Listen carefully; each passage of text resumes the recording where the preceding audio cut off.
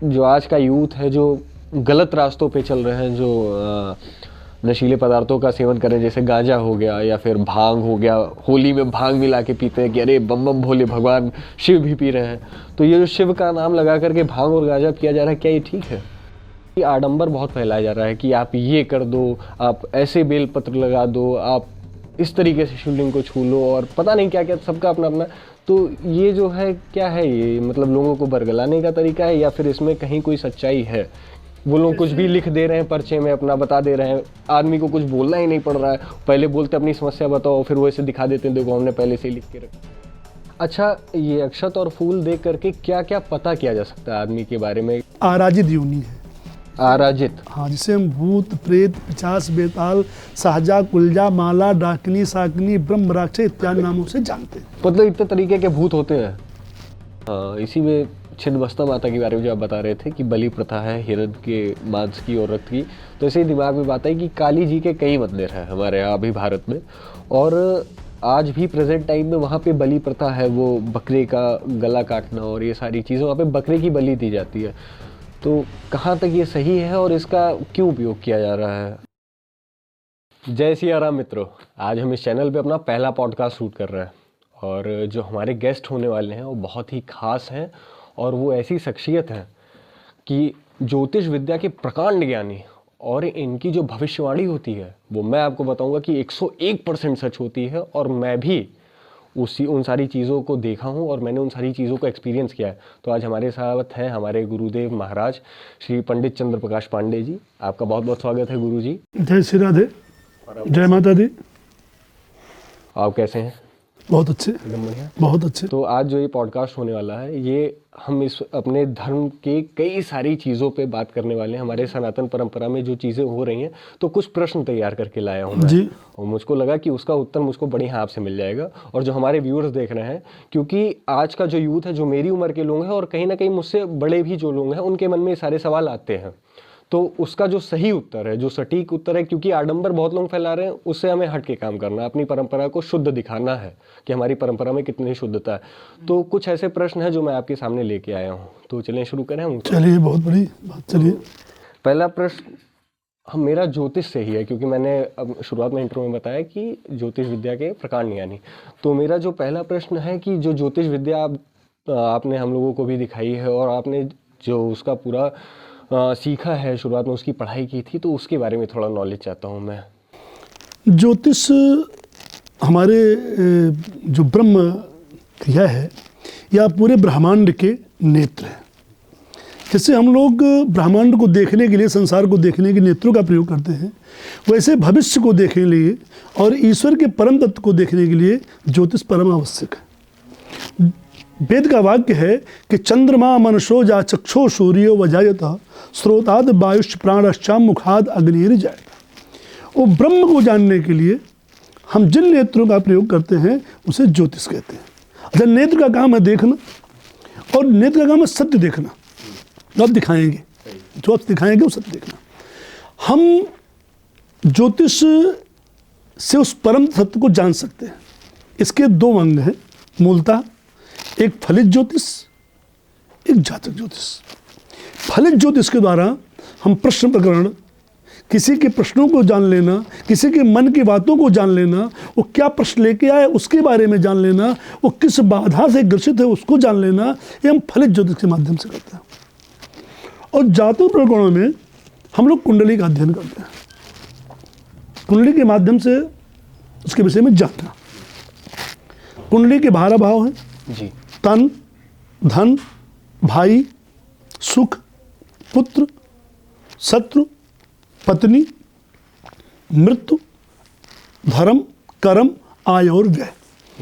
ये 12 अंग व्यक्ति के जीवन को प्रभावित करते हैं, और इनके द्वारा हम व्यक्ति के भविष्य को निर्धारित करते हैं। उसका माध्यम होता है ज्योतिष जी।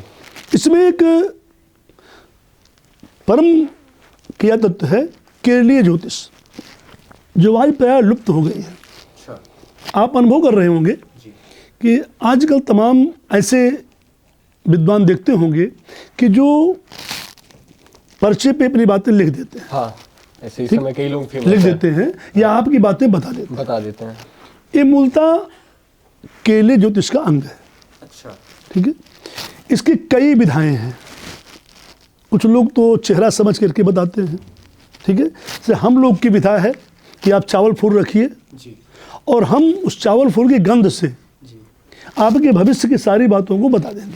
अच्छा, एक प्रश्न है मेरा इसी पे कि क्योंकि मैं तो इसी से परिचित हूँ, अक्षत फूल वाली जो आपने बात की, ये इतना सटीक होता कैसे है ये? क्योंकि आप ऐसे उसको स्मेल करते हैं और कुछ चीज़ें पूछते हैं, और वो इतना सटीक कैसे आप बैठा सकते हैं उस चीज़ को? हमारे वेदों में आत्माएं दो बताई गई हैं। अच्छा। एक स्थूल आत्मा, एक सूक्ष्म आत्मा। स्थूल आत्मा जिससे जीवन संचालन होता है। सूक्ष्म आत्माएं जब हम रात्रि को निद्रा में होते हैं तो ये आत्माएं हमारे शरीर से बाहर निकलती हैं। ठीक है, आप आज जैसा स्वप्न देखते हो, सो आप दिल्ली पहुंच गए, आगरा पहुंच गए, बॉम्बे पहुंच गए, तो इन आत्माओं, उन्हीं सूक्ष्म आत्माओं की क्रियाएं हैं। अच्छा। ठीक है, उन सूक्ष्म आत्माओं द्वारा आपके भविष्य में जीवन में क्या होना है, क्या हुआ है और किस बाधा से आप ग्रसित हो, और रात्रि में एक बार पूरा दृश्य आपके सामने आता है। ठीक है, तो वो दृश्य को उन्हीं सूक्ष्म आत्माओं के द्वारा, उनका एक गंध होता है जो उस चावल पे रुक जाता है। उन चावल के सुगंध से हम अनुभव कर लेते हैं कि ये गणनाएं हैं कि ये किस बाधा से ग्रसित है, इसके भविष्य में क्या होने वाला है, किस मार्ग पे जाएगा। क्योंकि ये ज्योतिष अध्ययन का विषय है, उस अध्ययन से हम व्यक्ति को बता देते हैं। और ये कितने % तक का सही बैठती हैं सारी चीज़ें? क्या ऐसा कभी होता है कि इसका नेगेटिव पॉइंट ऑफ व्यू भी आता है कि ये कहीं गलत हो जाए? 95%, 95% 95% ये सही रहती ये है। बातें पूर्णतः सत्य निकलेंगी। 5% पे व्यक्ति के रहन सहन की शैली, और किस प्रकार चावल रखा, किस प्रकार प्रश्न किया, इस पे भी निर्भर है। अच्छा, ये अक्षत और फूल देख करके क्या क्या पता किया जा सकता है आदमी के बारे में? जैसे आपने बताया स्वास्थ्य को लेकर के और ये सारी चीज़ें, तो इसमें और क्या क्या पता कर सकते हैं भविष्य में? अक्षत फूल से आप भविष्य में कहाँ जाने वाले हैं, अच्छा, आप किस क्षेत्र में प्रविष्ट करेंगे, आपका जीवन का लक्ष्य क्या होगा, आपके रोग कौन से हैं, आपके कौन से ग्रह प्रभाव भी कर रही है, आपके बच्चे कितने होने वाले हैं, कितने बच्चे हुए हैं, पत्नी का रंग कैसा होगा, पत्नी का स्वभाव कैसा होगा, ये सारी चीजें भविष्य की इसके द्वारा बताई जा सकती है। अक्षत फूल के मतलब ज्योतिष इतना ज्यादा केंद्रीय ज्योतिष के द्वारा। अच्छा। और एक ऐसे ही प्रश्न आया था, क्योंकि आज कई लोग बहुत ज़्यादा वायरल हो रहे हैं क्योंकि न्यूज़ मीडिया और सोशल मीडिया के माध्यम से, और आपने भी देखा होगा, हमने भी देखा है, तो उस पर भी एक प्रश्न है कि आडंबर बहुत फैलाया जा रहा है कि आप ये कर दो, आप ऐसे बेलपत्र लगा दो, आप इस तरीके से शिवलिंग को छू लो, और पता नहीं क्या क्या, सबका अपना अपना। तो ये जो है क्या है, ये मतलब लोगों को बरगलाने का तरीका है या फिर इसमें कहीं कोई सच्चाई है? वो लोग कुछ भी लिख दे रहे हैं, पर्चे में अपना बता दे रहे हैं, आदमी को कुछ बोलना ही नहीं पड़ रहा है, पहले बोलते अपनी समस्या बताओ, फिर वो ऐसे दिखा देते हैं, देखो हमने पहले से ही लिख के रखा। जैसे आप देख लीजिए, हर क्षेत्र के दो रूप होते हैं, एक सकारात्मक, एक नकारात्मक। ठीक है, तो किसी भी क्षेत्र में आप प्रविष्ट करोगे तो सकारात्मक स्वरूप भी होगा, नकारात्मक स्वरूप भी होगा, और ये सारे विषय विश्वास के ऊपर आधारित है। गोस्वामी जी रामचरितमानस में कहा है कि मंत्र जाप अरु दृढ़ विश्वासा पंचम भगति सुवेद प्रकाशा। ठीक है, अब मेरे पास प्रश्न लेके आए, मुझ में आप कितना विश्वास रखते हो? सही है। ठीक है, उसके ऊपर भी आप, जब मैं भविष्यवाणी करूंगा तो वो भी आधारित करेगा कि आपका विश्वास कितना है, उससे अनुसार फलित होगा। ठीक है, क्योंकि मैंने कहा नकारात्मक शक्तियां भी होती हैं, हर कार्य के दो पहलू होते हैं, जहां सच्चाई है वहां झूठ भी है, तो संसार एक कलयुग चल रहा है जो आजकल आडंबर प्रधान युग है। आडंबर प्रधान युग है, मीडिया के सामने प्रस्तुत हो जाना, बड़ी बड़ी बातें करना, लोगों को अपने बात से प्रभावित कर लेना, ऐसी क्रियाएं प्रभावी हैं। ठीक है, अब उनके ज्ञान क्या है, वो किस ज्ञान के माध्यम से करते हैं, ज्ञान है कि नहीं है, ये तो प्रत्यक्ष बैठने के बाद अनुभव होगा। तो क्या इसके लिए कोई ऐसी सिद्धि होती है, कोई ऐसी पूजा तांत्रिक विद्या होती है? हाँ, इसके लिए तांत्रिक विद्याएं भी होती हैं, इसके लिए मनोभाव पढ़ने की एक विद्या है वो भी होती है। अच्छा, कि मन में क्या चल रहा है, मन में क्या चल रहा है इसको भी पढ़ लिया जाए। ठीक है, इसके लिए कुछ जगह ऐसा भी है कि लोग लगाए भी रहते हैं लोगों को व्यक्ति के बारे में जानना। तमाम क्षेत्र है इसके जिसके द्वारा किसी को पहचाना जा सकता है। तो ये है ज्योतिष विद्या। और अगर सही माध्यम से देखा जाए तो आप इतनी सारी चीज़ें बता सकते हैं कि आदमी का आधे से ज़्यादा भविष्य तो उसमें निर्धारित जैसे हो मान लीजिए सकता है। कुंडली आप ले आए, आप कुंडली लेकर रख दिए सामने किसी विद्वान के, यदि जो ज्योतिष का विद्वान है तो कुंडली से केवल चक्र से, जन्म चक्र से जी, वो ये बता देगा कि आप किस वर्ष में पैदा हुए, कि तिथि में पैदा हुए, दिन कौन था, समय क्या था, उस समय वहाँ कितनी स्त्रियां बैठी थी, आपके शरीर पे तिल कहाँ है, आपके शरीर पे लक्षण कहाँ है, तारीख क्या थी, ये सारी चीज़ें केवल बिना बताए चक्र से ही बताया सकता है, जो आप जन्म लगन चक्र है। तो लेकिन आपको जानकारी होनी चाहिए उस विषय में, जानना चाहिए। और हमेशा मैं एक बात कहना चाहूँगा आपसे कि हमेशा आप अच्छे लोगों को चुनिए, जी, जो उसके ज्ञाता हो उनके पास जाइए। आप गलत लोगों के पास पहुंचोगे तो आप ज्योतिष को बदनाम करोगे। लेकिन अब जो आम जनता है, अब ये तो सोशल मीडिया के माध्यम से भाग रही है।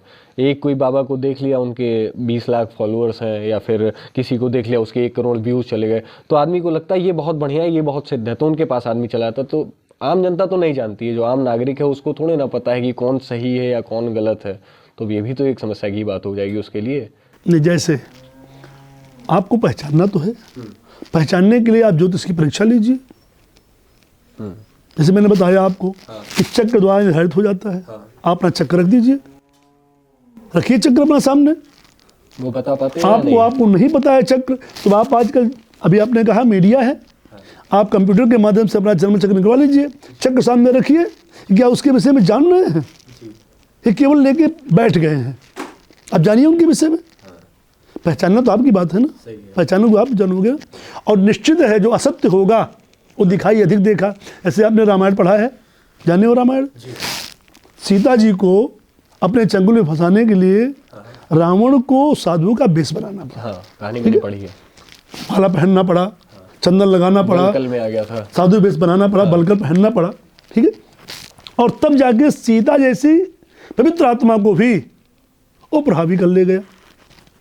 ठीक, ऐसे ही किसी के स्वरूप पे, किसी के पहनावे पे, किसी के फॉलोअर्स पे मत जाइए, उसके विषय में जानिए। चाणक्य ने भी कहा है, कोई कितना भी विद्वान क्यों ना हो, उसके ऊपर आंख मूंद के विश्वास मत कीजिए, पर जानिए वो है क्या। अब आप इतने विवेकी हैं कि आप जान सकते हो, पहचानो, उसके बाद अपना प्रश्न रखो, आडंबर में मत फंसो, ये मेरा कहना है, सच्चाई में आओ। तो मतलब ये है भाई कि पहले परीक्षा आपको सबकी लेनी चाहिए। ये नहीं कि आग बंद करके आपने किसी के ऊपर भी विश्वास कर लिया कि इनका इतना ज़्यादा बोलबाला है तो हम इनसे जा करके मिल ले हमारे, क्योंकि आज के समय में हर आदमी तो परेशान दिखता है कि हमारे ये समस्या है, हमारी वो समस्या है, ये ठीक कर दीजिए, वो ठीक कर दीजिए। तो अपनी समस्याओं को ठीक है आप देखिए, पर विश्वास ज़रूरी है। नहीं तो आप जब और परीक्षा ज़रूरी है। जब आडंबर में उलझ जाएंगे तो आपकी समस्याएं घटने के बजाय बढ़ जाएंगी। आप आर्थिक नुकसान सहलोगे, आप समय का नुकसान सहलोगे, आप जब नहीं ठीक होगा तो मानसिक नुकसान भी सहलोगे। और तब आप क्या कहोगे समाज में जा करके कि ज्योतिष गलत है, ज्योतिष गलत है, विद्वान गलत है। लेकिन गलती आपकी है, आप उस बाय आडंबर में फंस गए। तो मेरा कहना यही है कि आप सच्चाई की तरफ जाइए और मूल ज्योतिष को पहचानिए। जब मूल ज्योतिष को आप पहचान जाओगे तो आप ऐसा कभी नहीं बोलोगे, आपकी सारी बातें निश्चित है कि वहाँ समाधान हो जाएंगी।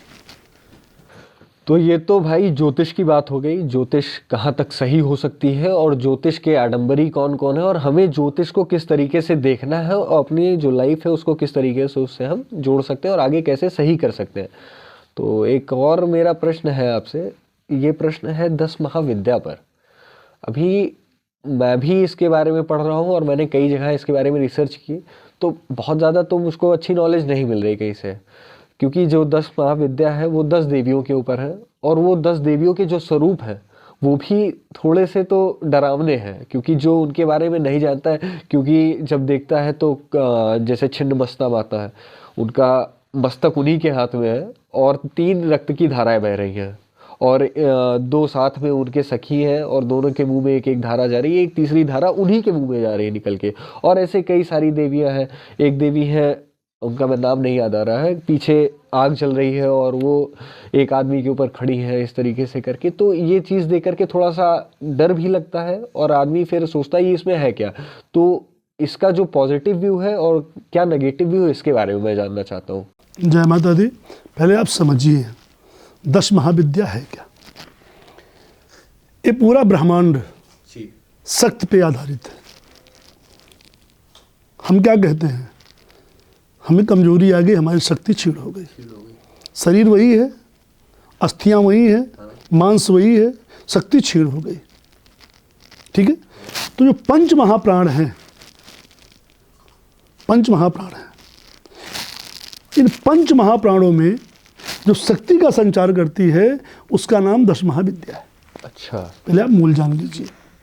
इसमें आप काली, तारा, छिन्नमस्ता, खोडशी, भुवनेश्वरी, ठीक है, त्रिपुर भैरवी, धूमावती, ठीक है, उसके बाद कमला हो गई, बंगलामुखी हो गई, मातंगी हो गई। ये 10 महाविद्याएं हैं। 10 महाविद्याओं में पूरे ब्रह्मांड को संचालित करने की जो परम सत्ता है वो इन्हीं के हाथों में है। हवा चल रही है, ये महाविद्याओं का असर है। मूल तत्व तो हमारे जीवन की यही है। अभी आपने बात किया छिन्नमस्ता के बारे में। हाँ। कि छिन्नमस्ता को हमने देखा कि वो सर कटा हुआ है, सर हाथ 3 धाराएं बह रही हैं। हाँ। 2 धाराएं उनकी सहचरी के मुख में जा रही है। हाँ। 1 धारा उनके मुख में जा रही है और एक हाथ में कोई शस्त्र है उनके। एक क्या है, आप पूछो कि क्या है। हाँ, ये इसका मतलब क्या है।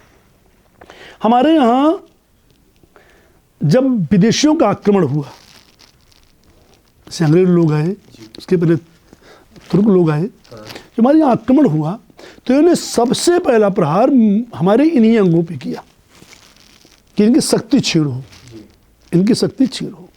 तो पश्चिमी सभ्यता के लोग इसको अपने तरफ से ऐसे तमाम ग्रंथ बनाए गए, आज जो ग्रंथ समाज में उपलब्ध हैं, ऐसे ग्रंथ बनाए गए कि जिनमें इनके उग्र स्वरूप को ही दर्शाया गया, इनके मामत्व को नहीं दर्शाया गया, इनके मामत्व को नहीं दर्शाया गया। अच्छा। इनके उग्र स्वरूप को ही दर्शाया गया। लेकिन हम लोग इनके मामत्व को जानने का प्रयास करें। हाँ, क्योंकि ऐसे तो देख के थोड़ा सा भय लगता है इन सारी चीजों तो ब्रह्मांड में जो मूल शक्तियां हैं, हमारे जीवन को संचालन करने में छिन्नमस्ता का परम योगदान है। अच्छा, कैसे? ये 6वीं शक्ति है, छठी शक्ति के नाम से जाना जाता है इन्हें जी। आप आज छठी मैया की पूजा के व्रत देख रहे हो ना। हाँ, छठी मैया का इन्हीं का मूल स्वरूप मान के चलो। जो छठ व्रत होता है ना, छठ जो भी छठ पूजा होती है, हाँ, हाँ। सूर्य संबंधित है। हाँ। लेकिन सूर्य भी हमको क्या करता है, सूर्य हमको पोषण देता है। हाँ। शक्ति दे करके पोषण देता है। ऊर्जा का आप ऊर्जा का रहे हो, मैं शक्ति का रहा हूँ, हाँ, पोषण देता है उस चीज को। ठीक है, उन्हीं का स्वरूप छठवीं देवी इनको कहा जाता है। जी। पहले आप इनकी पौराणिक कथा जान लो, क्योंकि माता पार्वती जी, जो भगवान शंकर की प्रेसी हैं, पत्नी हैं, ये स्नान कर रही थी। इनकी 2 सहचरियां, दासी कह लो जी, इनके साथ वो भी स्नान कर रही थी। स्नान का समय मध्याह्न काल का था और मध्याह्न काल में हमारे यहाँ भोजन का विधान है। हाँ, मध्याह्न मतलब दोपहर। उस समय इन दोनों शक्तियों को क्षुधा, भूख, हाँ, हाँ। भोजन का आवाज हुआ कि मुझे भोजन चाहिए, भूख चाहिए। निर्जन स्थान, नदी का किनारा। तो ऐसी अवस्था में इन्होंने, हाँ मैया मुझे तुरंत भोजन की आवश्यकता है। इनकी जो दोनों सखियां थी, सहचरियां, तो तुरंत भोजन की आवश्यकता है, नहीं तो हमारे प्राण निकल जाएंगे, आप कुछ व्यवस्था कीजिए मैया। और आप माँ हो करके यदि हमारे क्षुधा को नहीं शांत कर सकती तो मैया हम लोग आपसे नाराज हो जाएंगे। ये तो माँ की शक्ति को आज जगत जननी मैया ने क्या किया कि अपने सहचरियों को संतुष्ट करने के लिए, जो आप अस देख रहे हो, हाथ बता रहे हो, अस से अपने मस्तक को काट दिया। तो यहाँ जैसे आप अनुभव करते हो, ब्रह्मा विष्णु महेश कहते हो, महाकाली महालक्ष्मी कहते हो, ऐसे ही हमारे शरीर में 3 रक्त की धाराएं हैं। हमारे यहाँ शरीर तो पूरा है, लेकिन 3 मोटी मोटी धाराएं हैं जो पूरे शरीर को खरोंच करती हैं। उन तीनों से धारा उत्पन्न हो गई, घटे तो ऊपर चली गई। उसमें एक धारा एक सहचरी को, एक धारा एक सहचरी को, और एक धारा माँ ने स्वयं पान किया। ठीक है, अब इसका आप मूल समझिए, मातृत्व का प्रभाव क्या है। मातृत्व का प्रभाव क्या है। कुपुत्रो जायत क्वचिदप कुमाता न भवति। जो संसार का पोषण कर दे, अपने अस्तित्व को नष्ट करके भी, उसी का नाम छिन्न मस्ता है, उन्हीं का नाम छिन्न मस्ता है। जो अपने लोगों के पोषण के लिए, संसार के पोषण के लिए अपने आप को भी नष्ट करने का प्रयास कर दे, उसी का नाम छिन्न मस्ता है। ये हमारा मामत्व स्वरूप हुआ कि बच्चे के पेट भरने के लिए वो खुद को भी खत्म कर सकता है। हमारा मामत्व स्वरूप हुआ। छिन्न मस्ता के आराधना के द्वारा हम शत्रु के मन को बदल सकते हैं, हम बाधाओं से मुक्ति प्राप्त कर सकते हैं, हम धन लक्ष्मी को प्राप्त कर सकते हैं। यही नहीं, हम एक दिव्य ऊर्जा को भी प्राप्त करते हैं माँ छिन्नमस्ता की पूजा के द्वारा। विशेष करके माँ छिन्नमस्ता की पूजा गुप्त नवरात्रियों में होती है। गुप्त नवरात्रियों में इनकी पूजा का विशेष महत्व है। यदि गुप्त नवरात्र में इनकी आराधना किया जाए, इनकी पूजा किया जाए, तो व्यक्ति को सिद्धि प्राप्त हो जाती है। तो क्या ये कोई तांत्रिक विद्या है या फिर? देखिए, इसके दो साधन हैं, वाम मार्गी, अच्छा, और दक्षिण मार्गी। दक्षिण मार्गी। तो हम इसके तांत्रिक तरफ भी जा सकते हैं और दक्षिण मार्गी तरफ भी जा सकते हैं। मुझे दोनों जानना है।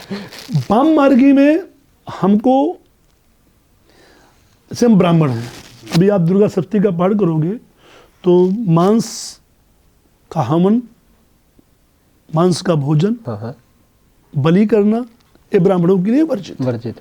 आप दुर्गा सप्तमी में पढ़ोगे, मार्कंडेय पुराण का ग्रंथ है दुर्गा सप्तमी में पढ़ोगे। हमें सात्विक तरफ जाना चाहिए, सात्विक की तरफ जाना चाहिए। हमें शुद्ध आसन लगाना चाहिए, मृग चर्म के या ऊन के। रात्रि का समय हो, गोधूली का समय हो जी। गोधूली के समय हमें पश्चिम मुख बैठ करके, ठीक है, पंचम और अर्ध पद्मासन मुद्रा, ऐसे इस समय जिस मुद्रा में बैठा हूं जी, दाहिना पैर बाएं पैर पर रख के, इस मुद्रा के द्वारा आप मां छिन्नमस्ता का जो मूल मंत्र है, उस मंत्र का कम से कम 11 माला जप कीजिए। अच्छा। वो मंत्र है ओम हुं श्रीं ह्रीं वज्र वैरोचनीय हुं फट स्वाहा ऐन। ओम हुं श्रीं ह्रीं वज्र वैरोचनीय हुं फट स्वाहा ऐन। इस मंत्र से, मंत्र का जाप करके उसी मुद्रा में भैंस के घी के द्वारा, अच्छा, भैंस के घी के द्वारा, और जो सप्त धान्य कहते हो, सब धान्यों को मिला करके। ये क्या है सप्त धान्य? सब धान्य में 7 प्रकार के अनाज होते हैं। अच्छा। 7 प्रकार के अन्न ले करके, सब धान ले करके, उनको मिला करके, और फिर कमल गट्टे के बीज से घी में डुबो करके आप 1 माला की आहुति दीजिए 108 तक। आपको तत्काल अनुभव होगा कि शक्ति का संचार मेरे अंदर प्रविष्ट कर गया। उस शक्ति के द्वारा आप शत्रु पराजय भी कर सकते हो, अपने मनोकामना की पूर्ति भी कर सकते हो। जो व्यक्ति गोधूली के समय प्रतिदिन इस छिन्नमस्ता के पवित्र मंत्र का जप करता है, वो व्यक्ति अपने जीवन में समस्त सायुध शक्तियों को प्राप्त करके परम सुख का अनुभव करता है और माँ का सबसे प्रिय हो जाता है। ये दक्षिण मार्गी पूजा है। ये दक्षिण मार्गी पूजा है। वाम मार्गी पूजा में हम इन्हीं क्रियाओं से, माता छिन्नमस्ता के पूजन में काले हिरण के बलि का विधान है। काले हिरण के बलि से उनके रक्त का अपने हाथों में लेपन करें, माँ छिन्नमस्ता के सामने दोनों हस्तों को रखें और फिर हिरण के मांस से आहुति दें, जो हमारे लिए वर्जित है। कलयुग में वैसे भी इसको वर्जित कर देना चाहिए। हाँ। ठीक है, हमारी मूल शक्तियाँ दक्षिण मार्ग की पूजा की तरफ ही जानी चाहिए। तो इसी मतलब ये जितनी 10 महाविद्याएं हैं, तो इनका जो है तांत्रिक उपासना भी है, और इनके बारे में हम वैसे नॉलेज भी ले सकते हैं कि इनका क्या तांत्रिक उपासना भी है और इनके बारे में दक्षिण उपासना भी है। दक्षिण उपासना भी है। सात्विक उपासना कीजिए और सात्विक प्रभाव लाइए। क्योंकि मैंने ऐसा सुना है कि जैसे शत्रु पर विजय प्राप्त करने के लिए, या फिर आप कोई खेल संबंधी या चुनाव संबंधी, इन सारी चीज़ों के लिए बगलामुखी माता की पूजा होती है, तो वो क्या तांत्रिक विद्या से होती है या फिर दक्षिण मार्ग? देखिए, बगलामुखी के 2 स्वरूप हैं। अच्छा। एक आप मूल बंगलामुखी कह रहे हो, दूसरा आपने पीताम्बरा का नाम सुना होगा। हाँ, माता पीताम्बरा देवी। पीताम्बरा देवी का जो मूल स्वरूप है, वो मूल स्वरूप दक्षिण पंथ की पूजा का है। ठीक है, उसके द्वारा आप राजनीतिक शत्रु पराजय और जीवन के उत्थान की सारी बातें प्राप्त कर सकते हो दक्षिण मार्गी पूजा से। ये माता पीताम्बरा की उपासना पीताम्बरा से। के पास से बंगलामुखी पूजा, जब आप तांत्रिक विधि में जाओगे तो उसमें भी इन्हीं तमाम प्रकार के मानसों का प्रयोग है, तमाम प्रकार की क्रियाओं का प्रयोग, वही वाम मार्ग में चला जाता है। जो हम लोगों के लिए उचित नहीं है। नहीं। हाँ, क्योंकि अगर ये सारी चीजें दक्षिण मार्गी पूजा से आसानी से हो जा रही हैं, किसी- तो फिर क्यों ये तांत्रिक विधि अपनाना? किसी ग्रंथों में लिखा गया है कि यदि मांस खाने वाले और जीव की हत्या करने वाले स्वर्ग जाएंगे तो नरक किसे जाना है। सही बात है। यदि ये स्वर्ग जाएंगे तो नरक किसे जाना है। नरक का तो कोई फिर तो हमारे लिए बिल्कुल वर्जित है, हमें हमेशा दक्षिण मार्गी पूजा का ही प्रयोग करना चाहिए। करना चाहिए। तो ऐसे एक विचार अभी जो आप बोल रहे थे, तो इसी में छिन्नमस्ता माता के बारे में जो आप बता रहे थे कि बलि प्रथा है हिरण के मांस की और रक्त की, तो ऐसे ही दिमाग में बात आई कि काली जी के कई मंदिर हैं हमारे यहाँ अभी भारत में, और आज भी प्रेजेंट टाइम में वहाँ पे बलि प्रथा है, वो बकरे का गला काटना और ये सारी चीज़ें, वहाँ पे बकरे की बलि दी जाती है। तो कहाँ तक ये सही है और इसका क्यों उपयोग किया जा रहा है? जैसे हमारे यहाँ वेदों का जो वाक्य है, वेदों का वाक्य है, वेद बोलते कुछ है और उसका जो अर्थ होता है वो अलग होता है। जैसे एक ऋषि हुए, वो ऋषि के बाद उनका एक शिष्य पहुंचा, जी। वो बीमारी से ग्रसित था, बीमारी से ग्रसित था, उसकी पत्नी बीमारी से ग्रसित थी। उन्होंने कहा कि हमारा उपचार कीजिए। तो उन्होंने अपने शिष्य से कहा कि कुमारी माँ से आने, मतलब कुमारी माँ से आने रक्तम शाकृते पिबश इति आरोग्य भवति। अब वहाँ जब आप पढ़े लोग जो वेद के ज्ञान को नहीं जानते, उन्होंने कुमारी माने कुमारी लड़की हो गई, हाँ, मासम माने मांस हो गया, लाइए हाँ, और उसके मांस से रक्त निकाल करके इसको पिलाइए, ठीक हो जाएगी। ठीक है, लेकिन वहाँ मूल अर्थ जो उनका था, कुमार आसो नाम का एक वृक्ष होता है। अच्छा, नहीं आपने कुमारी बोला तो मुझे भी एक बार के लिए वही कुमारी लगा था। हाँ, तो कुमार आसो नाम का वृक्ष होता है, उसके छिलके को उतार करके जो गूदा होता है उसे मांस कहा जाता है। जैसे हमारे यहाँ वेद में उड़द को मांस कहा जाता है, उड़द को मांस कहा जाता है। बलि प्रदान का नियम है, दिक्पाल बलि निकालते हैं तो उसमें मांस शब्द लिखा जाता है। मांस माने उड़द का, मतलब उड़द को मांस कहा जाता है। तो बोले कि उसके गूदे को लाइए और उसे गर्म कीजिए और गर्म करके जो उसका रस निकले उसको पिलाइए, ठीक हो जाएगा। ये ठीक हो ठीक जाएगा। है, अब उसको चूंकि कुमारी शब्द का प्रयोग किया गया और तमाम ऐसे लोग निकले, उदाहरण भी हम लोग को देते हैं, कुमारी लिखा है, कुमारी का मांस लाइए, और उन्होंने सब कुछ तो और ही वहाँ कर शब्द दिया। ए है और हम लगा रहे हैं इसको। यही अभी आपने ना आडंबर अज्ञानता तुम क्या लगा दिए। ऐसे हमारे अश्व बलि है, अश्व बलि अश्व बलि, तो घोड़े की बलि तो है। अश्व का अर्थ होता है मन,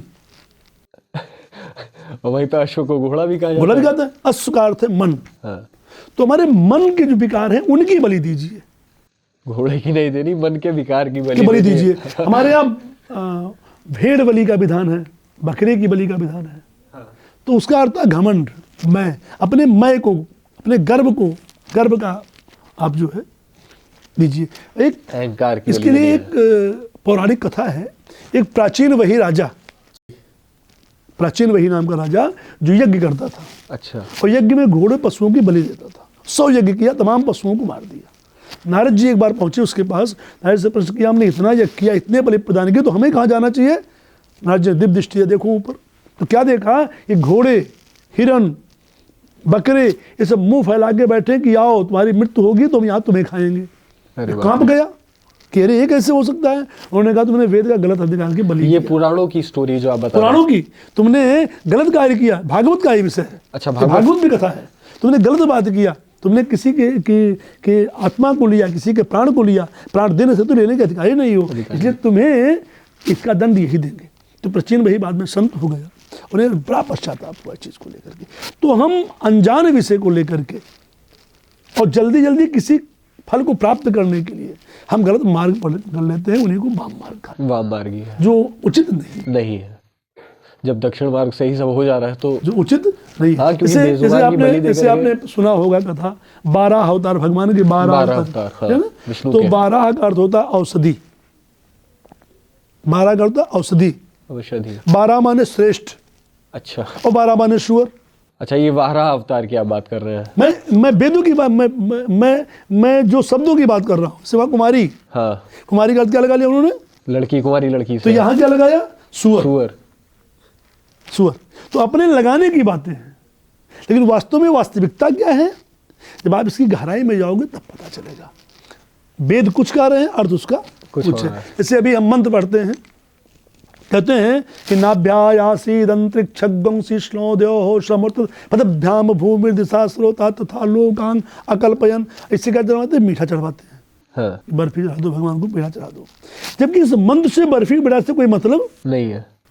नाभ्यासीद अंतरिक्षम, वो परम पुरुष, वेद पुरुष, जिसका आकार नभ की तरह है, इतना विस्तार, ठीक है, इसके विषय में बताया गया। और हम क्या चढ़वाते हैं? बर्फी चढ़वाते हैं, ठीक है। तो हम भाव, वहाँ केवल भाव लगा के, ये वेद नहीं गा रहा है, हम भाव लगाते हैं उस मंत्रों के साथ। तो हमारा भाव किस तरफ जा रहा है, वही हमें हमारे कर्मों को निर्धारण कर देता है।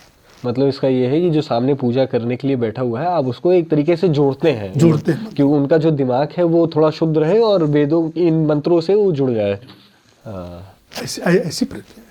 तो मतलब मंत्र अपना काम करते हैं, मंत्र बोल कुछ रहे हैं और लोग अर्थ उसका कुछ और ले रहे हैं। इसके लिए तो आप ग्रंथ का अध्ययन नहीं करोगे तब तक आपको, जैसे आप लोगों ने पढ़ा होगा कनक कनक तो कनक माने सोना भी, कनक माने धतूरा भी। ऐसे उन वेदों के शब्दों का अर्थ अलग है। हम लगा कर आ रहे हैं अपने अपने स्वार्थ के लिए, अपने खुशी के लिए, अपने लाभ के लिए क्या लगा के क्या बता दे रहे हैं, यही गड़बड़ होता है। जिसमें हमें मजा आ रहा है हम बस वही काम कर रहे हैं, मूल पे हम नहीं जा रहे, और वहीं पे सब कुछ बेकार होता है। और वहीं फिर मैं बात कहूंगा कि उस मूल को जानने के लिए आपको उसके जानकार के पास जाना है, तभी वो बताएगा आपके बारे में। जिसके पास जैसे जाओगे, क्या विचार होगा वही प्रश्न कर देगा, वही प्रश्न करेगा। सही है, ठीक है। ऐसे इसकी विधान है।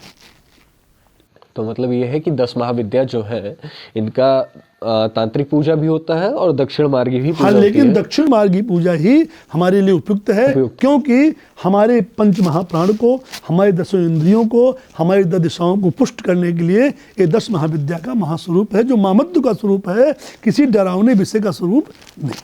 मतलब ये जो फोटोज देखते हैं और इसको देख के घबरा जाते हैं कि ये क्या हो सकता है, तो पहले उसको जानना ज्यादा जरूरी है। फोटो देख करके इमेजिन नहीं कर लेना कि क्या हो सकता है, पहले उसके बारे में पढ़ना जरूरी है। भगवान शंकर का स्वरूप देखते हैं जी, नाग पहने हुए हैं, हाँ, नाग गले में है, नाग गले में है, बिच्छुए लटके हुए हैं, ये उनका डरना स्वरूप है? लेकिन शंकर का तो संकट का विनाश करने वाला। हाँ, नाग जीवन में क्या है? मृत्यु का प्रतीक है, काल का प्रतीक है नाग। बिच्छू क्या है? दुख दर्द का प्रतीक है। जी, जो इन भयानक सांसारिक दर्दों से मुक्ति से शंकर कहते हैं, उसे हम शंकर कहते हैं। हाँ, ठीक है। और वहीं शिव के और भी रूप है, जैसे आदि योगी का शांत रूप है। तो सब शिव का मूल शांत रूप है। कहीं कोई शिव का कोई भयानक रूप नहीं है, केवल दिखाने का भयानक रूप है, लेकिन शिव का परम शांत रूप है। और जिसका परम शांत रूप होगा जी, वही अपने भक्तों के लिए विष पी सकता है, अन्यथा उग्र व्यक्ति कभी भक्तों के लिए विष नहीं पिएगा। अच्छा, तो ऐसे जो शंकर भगवान के बारे में आपने बताया विष पी सकता है, तो इसी से ही जो आज का यूथ है जो गलत रास्तों पे चल रहे हैं, जो नशीले पदार्थों का सेवन कर रहे हैं, जैसे गांजा हो गया या फिर भांग हो गया, होली में भांग मिला के पीते हैं कि अरे बम बम भोले भगवान शिव भी पी रहे हैं। तो ये जो शिव का नाम लगा करके भांग और गांजा पिया जा रहा है, क्या ये ठीक है? भांग की विशेषता क्या है? विक्षिप्तता। अच्छा, भांग की विशेषता विक्षिप्तता। आप भांग पी लोगे फिर विक्षिप्त हो जाओगे। हाँ, दिमाग काम करना। धतूर की विक्षिप्तता है घमंड, गर्भ, घमंड। ठीक है जी। शंकर जी के इन चीज़ों को देख के आप मूलता जानिए, उनका सीधा निर्देश है कि आप अपने जीवन में अपनी विक्षिप्तता, मानसिक विक्षिप्तता जो ईर्ष्या द्वेष की है दूसरों के प्रति, और जो आपके अंदर घमंड बैठा है कि मैं हूँ, इसी को पी जाइए। यही है भांग धतूरे का मूल प्रमाण, जो शास्त्रों में पुराणों में मिलता है। और आजकल के लड़के भगवान शिव का नाम लगा के कुछ और पी रहे हैं। हम जो है भगवान को देख के भगवान गांजा पी रहे हैं, भगवान भांग पी रहे हैं। ऐसे शास्त्रों में, मूल वेदों में कोई लिखित बातें नहीं है। ये केवल यही है कि भगवान शंकर के मंत्र के द्वारा, भगवान शंकर के स्वरूप के द्वारा आप अपने अंदर के विक्षिप्तता को, जो अज्ञानता है, भांग रूपी अज्ञानता है, ईर्ष्या है, द्वेष द्वेष है, है। उसको पी जाइए। और गांजे का स्वरूप है, गांजे का मूल स्वरूप है गर्व, घमंड, घमंड करना। उसको आप पी जाइए। तो जो इंसान है, इसको खाली समझाने के लिए शिव जी को भांग या धतूरे का सेवन करते दिखाया गया था, इनको पर इसका सात्विक- मूल कोई नहीं जान पाया। इनके सात्विक पीड़ित की ओर मोड़ने के लिए, अपने अंदर के दुर्गुणों को नष्ट करने के लिए ये स्वरूप भगवान शंकर का दिखाया गया। तो ऐसा कोई भगवान शिव का वो नहीं है कि भांग पियो या गांजा फूको, ये सारी ना चीजें ना, भगवान स्वयं नहीं करते इसको। ये नहीं, मतलब उनका सीधे सीधे था कि अपने जो परम घमंड ब्रह्मांड है, नायक ऐसा क्यों करेगा?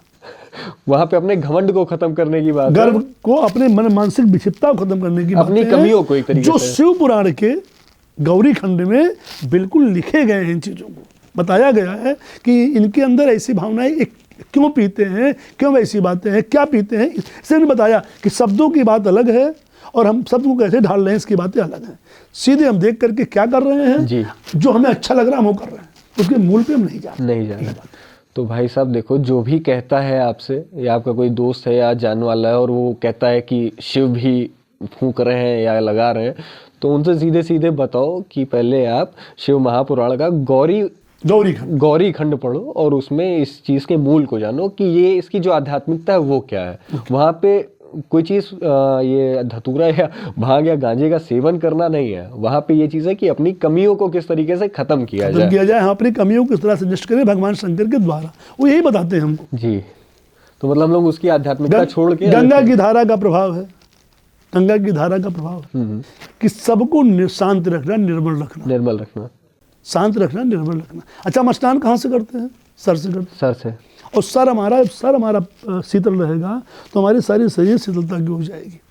ठीक है, गंगा की धारा का मूल तत्व ही है शीतलता। चंद्रमा का प्रभाव है, चंद्रमा मन का मालिक है। चंद्रमा मन सोजा चक्षो सूर्य, चंद्रमा मन का मालिक है। अपने मन को पवित्र रखो, चंद्रमा का संबंध सीधे मन से जुड़ा हुआ है। अपने मन को पवित्र रखो। तुम्हारे मूल जो परम पिता परमात्मा भगवान शंकर जी हैं, उनके स्वरूप का यही प्रभाव।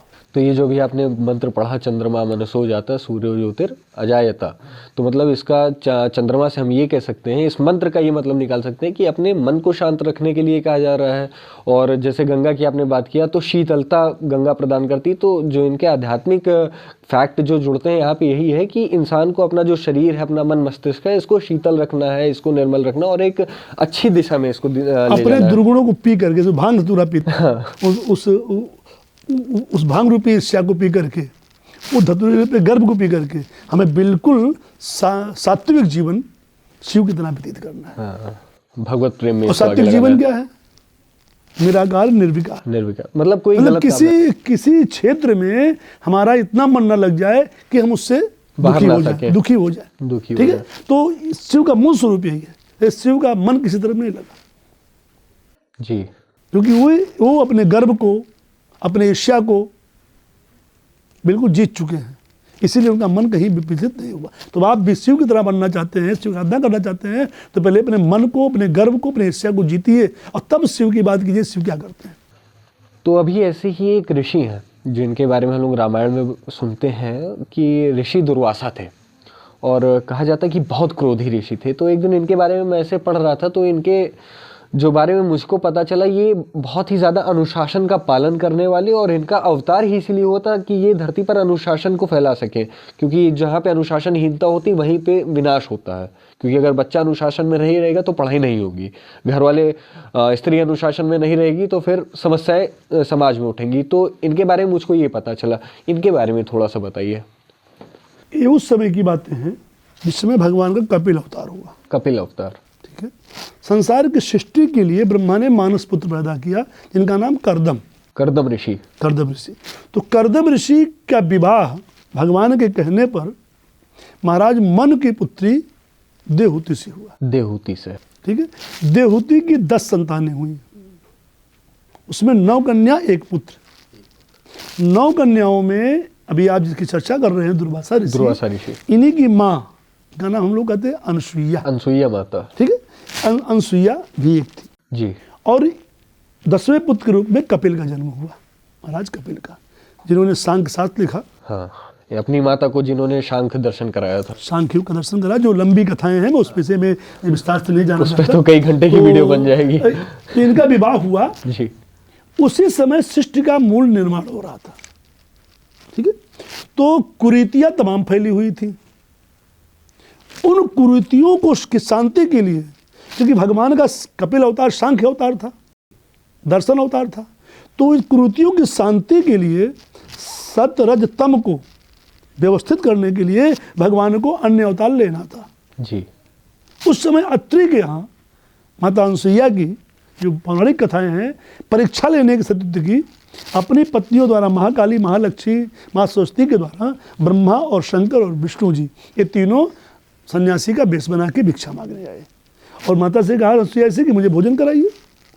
आपने कथा को सुना होगा ये। हाँ, मैंने मैं सुना। भोजन कराइए, और भोजन जब वो तैयार करके लाई तो बोले नहीं ऐसे नहीं करेंगे, हम नग्न भोजन करेंगे। हाँ, नग्न का अर्थ है, जो चूंकि लोग प्रश्न लगाते हैं, लेकिन नग्न का अर्थ है पवित्र होना, जिनकी बिल्कुल मनोभावना पवित्र हो, कोई पर्दा ना हो, माया का पर्दा ना हो, ये वस्त्र माया का वस्त्र है, तो ये हट जाए वही नग्न होता है।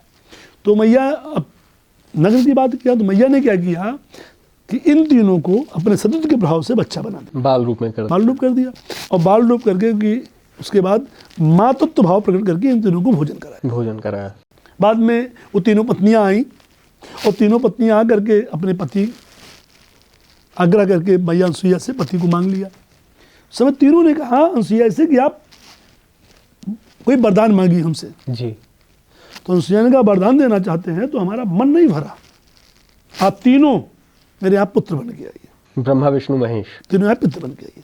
तो ब्रह्मा जी चंद्रमा के रूप में आए, चंद्रमा का अवतार ब्रह्मा जी के द्वारा हुआ। वो अनसुईया के उदय से चंद्रमा का स्वरूप है, जो शांति और मन का प्रतीक, जी। सत्य का प्रतीक, सत्य का प्रतीक। तो उस समय ब्रह्मांड में सत्य का संचार चंद्रमा ने किया, ठीक है, जो जो जो ब्रह्मा का स्वरूप था। और रज स्वरूप भगवान विष्णु का राज्य स्वरूप है, वो दत्तात्रेय बन के आए, जिन्होंने अवधूत गीता, अवधूत गीता अपने जीवन में 24 गुरु किया, जिन्होंने हाँ। मगरी को बनाया, कुमारी कन्या को बनाया, बेस्या को बनाया, कुल 24 गुरु किया, पृथ्वी को बनाया, कबूतर को बनाया, कुल 24 गुरु किया।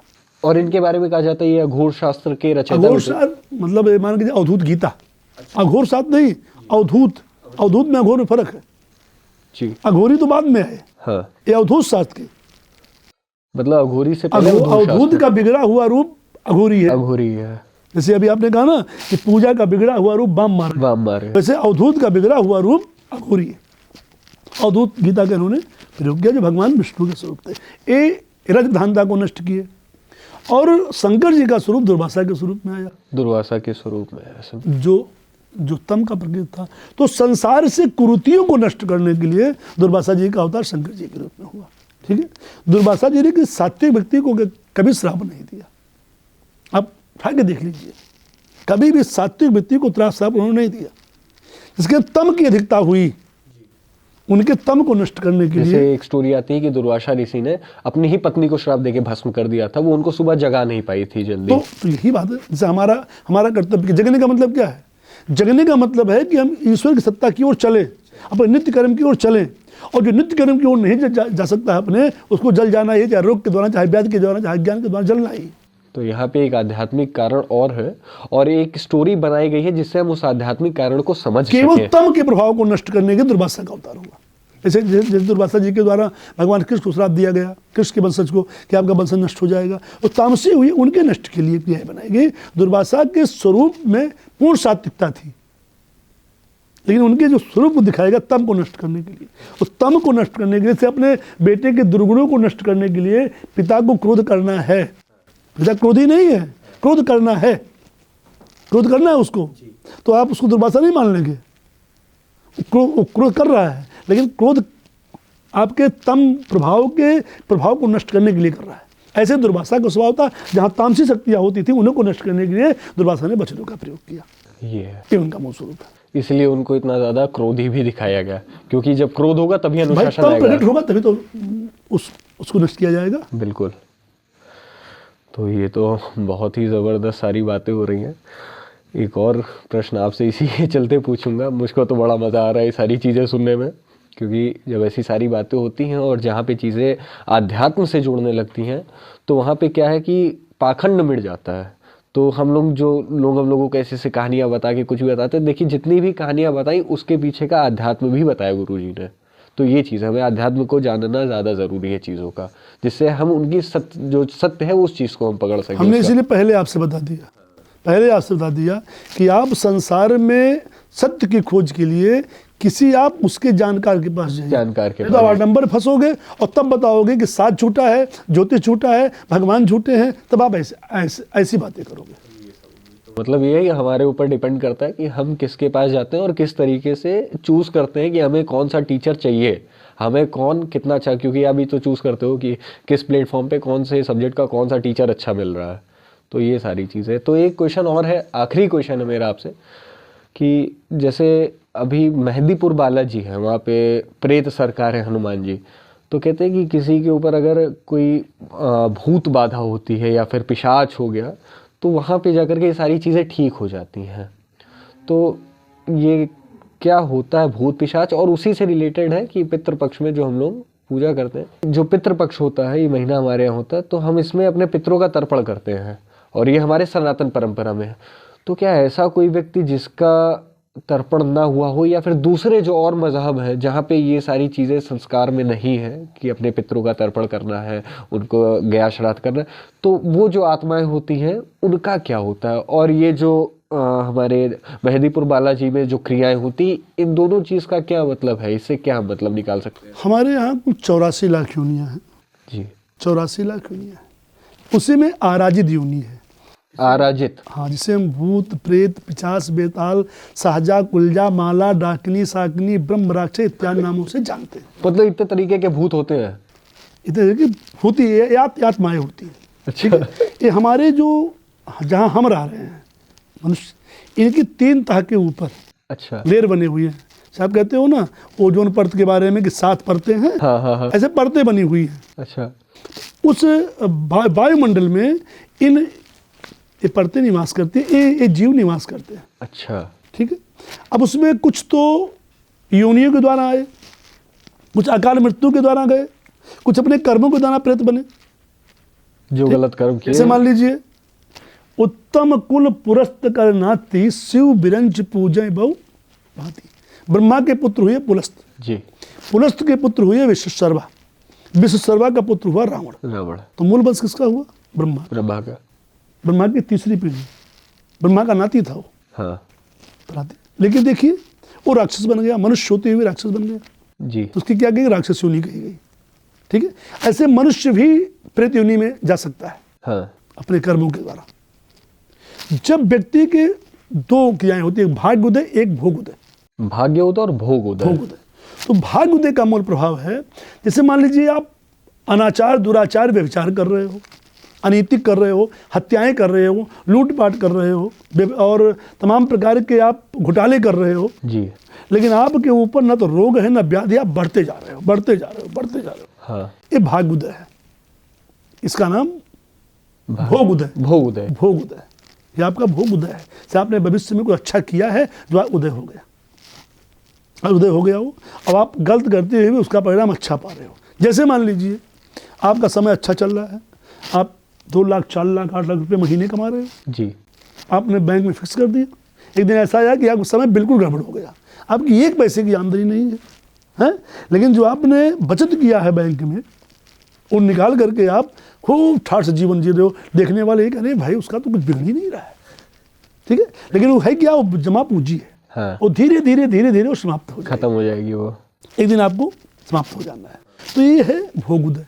एक उदय भाग्य उदय, आज जो कर्म करो इसका उदय होगा तो आपके अच्छे मार्ग होते हैं ना। किसी मान लीजिए हम बहुत अच्छे कर्म कर रहे हैं, पूजा पाठ कर रहे हैं, ध्यान कर, लेकिन हम बहुत परेशान हैं, कहते भैया इनको देखो परेशान है, तो उनका भी भोग उदय हुआ है।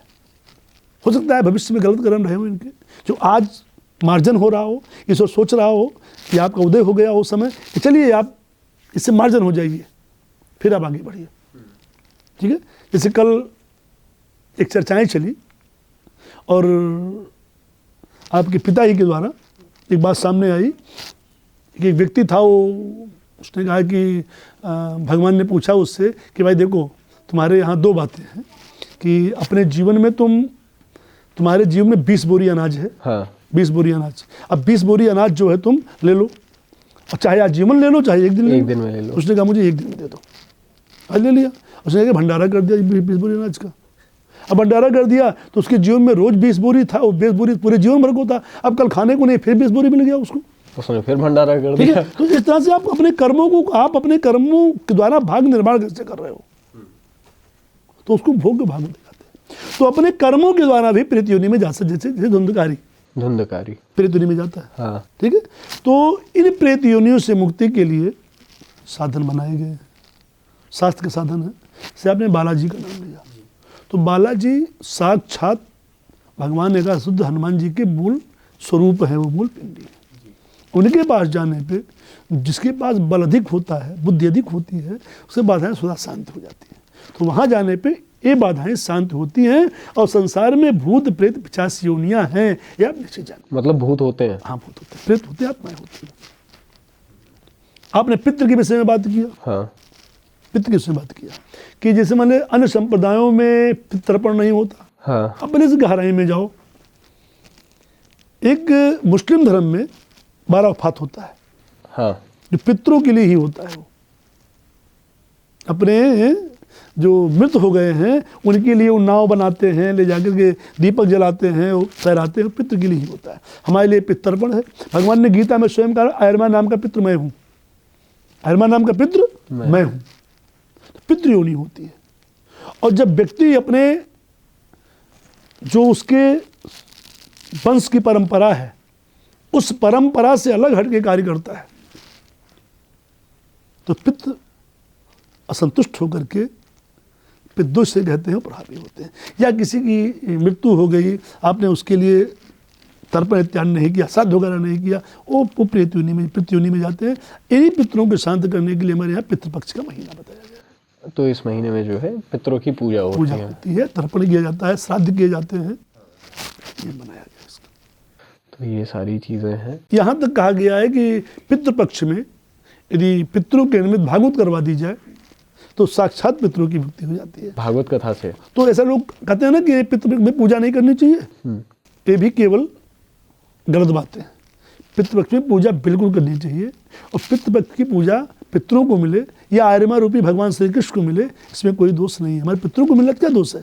अपनी नित्य पूजा नहीं बंद करनी चाहिए पितृपक्ष में। मतलब हमें पूजा हमेशा करनी हमें नई गाड़ियाँ, नए घर, नए वस्त्र, इन चीज़ों को नहीं खरीदना। ऐसा क्यों है? अरे जो कि पितृ के लिए जो हमारे घर में उपयुक्त चीज़ है उसी का प्रयोग करना चाहिए। मतलब हम जो 12 महीने हैं हम पूजा हमेशा कर सकते हैं, ऐसा कोई भी प्रधान नहीं है? कोई समय नहीं, कोई समय नहीं, ऐसी कोई वो नहीं। हर समय पूजा करना चाहिए। केवल जब हमारे यहाँ सूतक लगे तो सूतक में पूजन नहीं करना चाहिए। मानसिक पूजन, वहाँ भी पूजा वर्जित नहीं है, मानसिक पूजन कीजिए, मन से ध्यान करें, मानसिक संध्या कीजिए, मानसिक गायत्री कीजिए, लेकिन आप कर्मों द्वारा मत कीजिए। तो ये सारी बातें, मतलब कई चीज़ें आज क्लियर हो गई। तो जैसे अभी तक हम लोगों ने बात किया कि पितृपक्ष होता है और इसमें हम अपने पितरों का तर्पण करते हैं, लेकिन अगर अब मैं यहीं पे बात करूं कि कोई परिवार है, अभी जैसे हमारे यहाँ पे एक परिवार था, रोड एक्सीडेंट में पूरा परिवार खत्म हो गया, उसके घर का एक आदमी नहीं बचा, तो अब उनका क्या होगा? उनके पास अगर मान लीजिए कोई नहीं है ये गया श्राद्ध या फिर तर्पण करने वाला, तो उनको कैसे मोक्ष मिलेगा? गरुड़ पुराण के 5वें अध्याय में जो प्रेतकल्प है उसका 5वां अध्याय में ये बातें स्पष्ट दी गई है कि यदि किसी के वंश में कोई कर्मकांड करने वाला नहीं है, तर्पण करने वाला, पिंडदान करने वाला नहीं है, तो उसके सगे संबंधियों करना चाहिए। अच्छा, मतलब जो उसके रिलेटिव हैं, यदि वो भी नहीं कर सकते, वो भी वहाँ भी कोई नहीं है, तो उनके वंश के पुरोहित को करना चाहिए, जो आपका पुरोहित है जी, नहीं तो वो पाप का भागी होता है। अगर मान लीजिए कोई नहीं कर रहा यदि मान लीजिए पुरोहित भी नहीं कर रहा है तो गुरु करना चाहिए। मतलब कोई ना कोई जैसे मंत्र लिया है, यदि गुरु नहीं कर रहा है तो उस राजा को करना चाहिए, लेकिन किसी व्यक्ति का बिना तर्पण किए मुक्ति नहीं हो सकती। ये पुराणों का मत है, शास्त्रों का मत है। तो मतलब ये है वो भटकता रहेगा हमेशा अगर उसकी तर्पण। इसीलिए ना, इसीलिए पुरोहित के लिए भी कहा गया, अपने गुरु के लिए भी कहा। आप ऐसे मंत्र थोड़ा दे दोगे, आप ऐसे पुरोहित थोड़ा बन जाओगे, अब राजा थोड़ा बन गए, आप उसके साथी हैं तो आप उसके पितरों की मुक्ति का भी साधन बनिए। तो शास्त्रों में से अभी आप त्रिपिंडी श्राद्ध की विशेषता ले लीजिए। त्रिपिंडी श्राद्ध में क्या होता है? कुत्ते के लिए, बिल्ली के लिए, जो जल गया, सबके लिए एक प्रकार की व्यवस्था होती है। मतलब जानवर भी है, इंसान भी है, सबको ले। जैसे आप गया श्राद्ध करते हो तो गया में इस सब जंतुओं के लिए भी आपको पिंडदान करना है। मतलब ऑल टोटल जितनी भी योनियां हैं सबकी योनियों के लिए, यहाँ तक कि भीष्म की संतान नहीं थी तो भीष्म के तर्पण की भी व्यवस्था बनाई गई। जब आप अपने पितरों का तर्पण करोगे और तक भीष्म को तर्पण नहीं करोगे तो आपका पितृ शांति नहीं। तो ये आज भी होता है? आज भी होता है। तो मतलब कराया जाता है। ये भीष्म पितामह की भीष्म पितामह की बात कर रहे हैं। तो मतलब उनका तर्पण आज भी होता है, उसका नाम भीष्म तर्पण है। तो क्या ये बार बार करना जरूरी, मतलब बार बार करने से ऐसा मतलब है कि जैसे मान लीजिए एक घर के लोगों ने किया, किसी और घर वाले कर रहे हैं, तो पंडित जी जो कराएंगे उनको पूजा, तो वो तो शुरुआत में भीष्म तर्पण करा देंगे, तो बार बार उनका तर्पण हो रहा है, तो क्या तर्पण कोई भी करे भीष्म को तर्पण करना ही है? नहीं, तो जैसे ये एक अब तो एक प्रथा, जैसे मान लीजिए गया श्राद्ध है। हाँ। गया श्राद्ध अपने, इससे मान लो आप 4 भाई हो, 2 भाई हो, तो गया श्राद्ध किसी एक भाई को करनी है। सब लोग गया जाने के अधिकारी नहीं, एक भाई को गया श्राद्ध करनी है, उसमें आप सम्मिलित हो जाइए।